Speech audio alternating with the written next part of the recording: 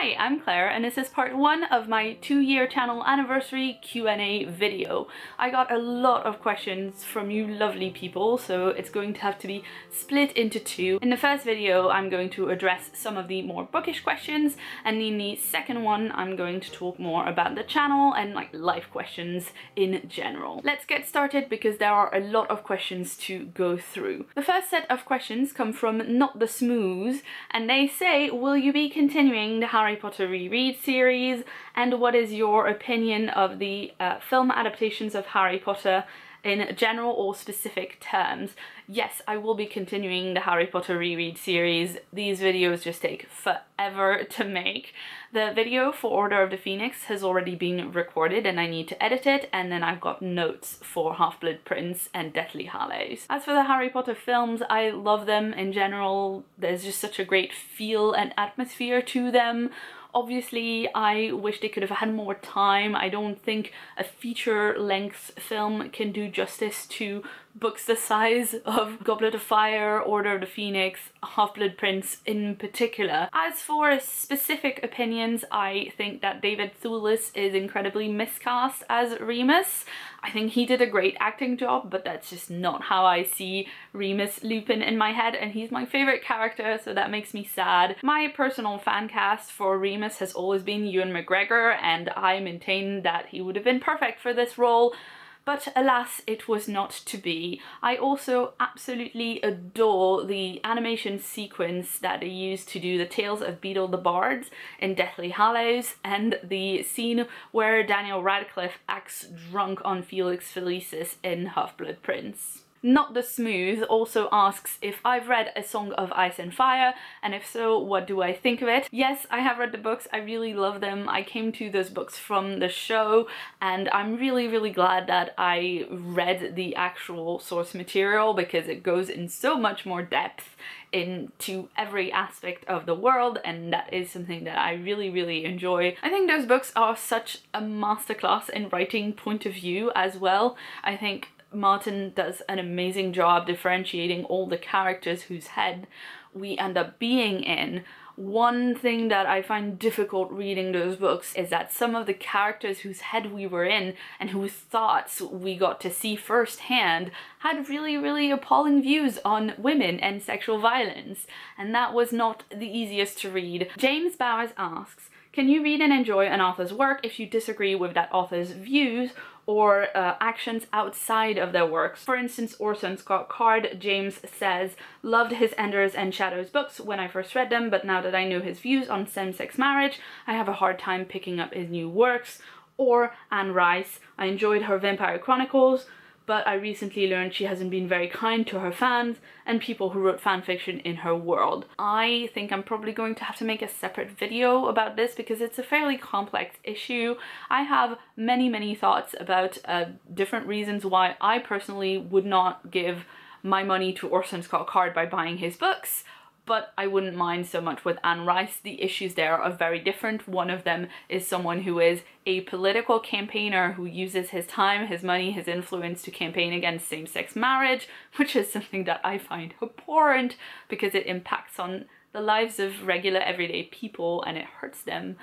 And Anne Rice is someone who doesn't think that you should write fanfiction and is sometimes rude to her fans. I think those are completely different issues, and I think that there are many more nuances to this question, so I might do a separate video on that. Let me know if you're interested in the comments below. Sean asks, will you ever review more books that are either not in English or have been translated to English on the channel? Would love to see your review some of your favorite French books. That is something that I've wanted to do on this channel for a long time. It's one of the reasons I started the channel, not just to share some of my favorite French books with you lovely people, but also to be able to promote international books, because there are actually not that many novels that make it into an English translation from another language.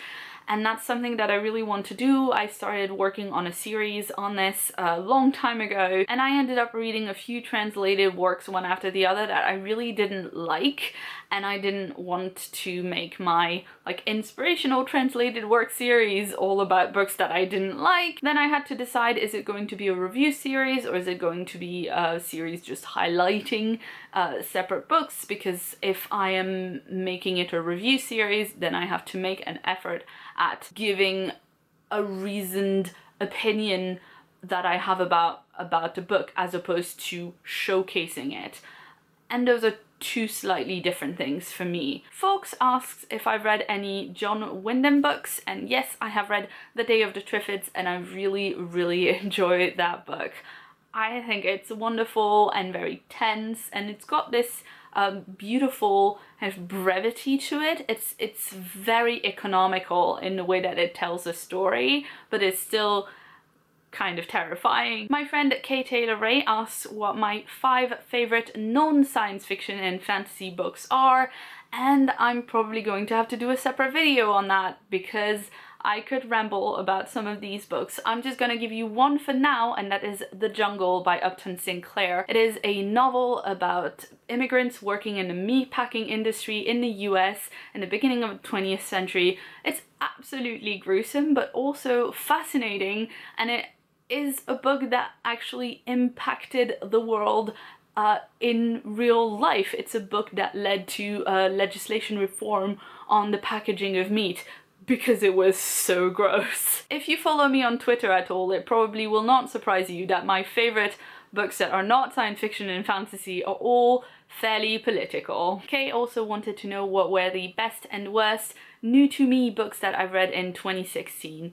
In terms of impressive writing, the best book that I've read this year is probably The Obelisk Gate by N.K. Jemisin, which is the sequel to the 5th season, which won the Hugo Award for Best Novel last year. But the books that I have most enjoyed reading so far this year were Nimona by Noel Stevenson, Every Heart a Doorway by Shauna Maguire, Witches of Lichford by Paul Cornell, Sorcerer to the Crown by Zen Cho, and Superior by Jessica Lange. As for the worst, they were definitely Geek Girl by Holly Smale, which I DNF'd, and Pride and Prejudice and Zombies, which I completely hate read. I could not stop, but I was seething the entire time. Looking Glass Book wanted to know what is the most embarrassing book that I love. I personally wouldn't choose to use the word embarrassing to describe any kind of books, any genre, because I think that kind of thing gets really toxic really quickly, but you did put it in quote marks, and I think I know what you mean. If I'm just randomly talking to someone about books, I will probably get embarrassed most often when I'm trying to explain to them my intense love for the Dragonriders of Pern series when I was a teenager. These books were very important to me at a certain part of my life, and I still love them, but they are full of very problematic things, and also very weird things like telepathic dragon sex that feel very strange to explain to people, and you know, that can get a little bit cringy when I try to talk about it. Alexis Spawn says, you've already mentioned The Long Way to a Small Angry Planet by Becky Chambers, but I feel like it deserves a review all of its own. The book has so much to offer, and I feel like you could review it adequately. Now, thank you for saying that. I'm glad you're enjoying my reviews. I read The Long Way to a Small Angry Planet last year, so I'm not sure I remember it well enough to do a proper review of it, but A Close and Common Orbit is coming out fairly soon now, and I'm going to try and get my hands on that and read it as soon as I can. But I'm not sure I'm going to do a review of the first book now, because it's already been covered quite a lot by some wonderful people on BookTube. They also ask if I've read and liked any LGBTQ themed books and which ones I would recommend. Now, I do try and read diversely, books from diverse authors with diverse characters, but I haven't actually read a lot of books that are specifically about LGBTQ+ issues. One book I would definitely recommend is The Miseducation of Cameron Post by Emily Danforth, and this is a book about Cameron Post, who grows up in a small American town town. Her aunt, who is very, very religious, raises her, and Cameron has to deal with the fact that she is starting to realize she fancies girls and not boys, and she later gets sent to one of these like gay rehabilitation camps where supposedly they can make gay people straight, which obviously they can't, but it's quite interesting and it's not something that I've seen really in other books. Please, if you know any good LGBTQ plus recommendations, put them in the comments down below, because that one book is not enough. Books that I've enjoyed a lot recently with LGBTQ plus characters in them include Every Heart a Doorway by Shauna Maguire, Nimona by Noel Stevenson, Superior by Jessica Lange, and Labyrinth Lost by Zoraida Cordova. Weary Katie says, you've done a few comic/graphic novel reviews on your channel. What other comics do you read and what types do you enjoy most? I don't read a lot of other comics apart from the ones that I've featured on the channel because comics are very expensive, but I recently got a subscription to Marvel Unlimited and I just need to actually think about going on the Marvel website and checking out these comics, because that's not a way of reading comics that I'm used to, so I keep forgetting that I have the subscription, but I'm still paying for it, so I really need to kind of remember to go and check those out. Currently on Marvel Unlimited, I am reading Matt Fraction's run of Hawkeye, and I'm really enjoying it. Katie also asks what book or genre led to your love of reading, and it's probably more of a situation of having books all around the house when I was growing up, and being very fortunate that my parents read to me and my brother a lot when we were kids. Books that stand out from that period include The Hobbit by Tolkien, of course. I'm sure many other people have had the same experience, and also a whole bunch of Roald Dahl. We had a tape that had George's Marvelous Medicine on one side and Fantastic Mr. Fox on the other side, and we would listen to it in the car all the time. Katie also asks, if you were stranded on a desert island with only 50 Shades of Grey and Twilight, how soon would you burn both? And I'm going to say, I'm not sure that burning either of them is the best use of the paper. There are probably other things that will burn better on an island rather than paper, because paper burns really quickly and you can't get a sustained flame. You asked me a silly question and I have thought about it way too much. Obviously you'd have to keep some of that paper for bathroom purposes. Gaganyor asks, do you have a book that you come back to read again and again? Yes, I do. I like rereading. I don't always feel like it's the best use of my time, but some comfort books that I like rereading include Harry Potter and the Prisoner of Azkaban, as well as Dragon Singer by Anne McCaffrey, which is one of the books in her Dragonriders of Pern series that were written for young adults, and it's about a young woman in music school in that medieval setting who has like baby dragons that like sit on her shoulder, and they're super cute. It's a very self-contained sort of narrative that exists within a week of story time, and it's a classic coming of age kind of story. It doesn't include any of the like weird dragon mating telepathic stuff that are in the rest of the story, and it's just something that I like to reread every now and again. Mr. Cheese asks, Star Wars or Lord of the Rings? And first, may I say, sir, that you're very cruel for making me choose between my precious children.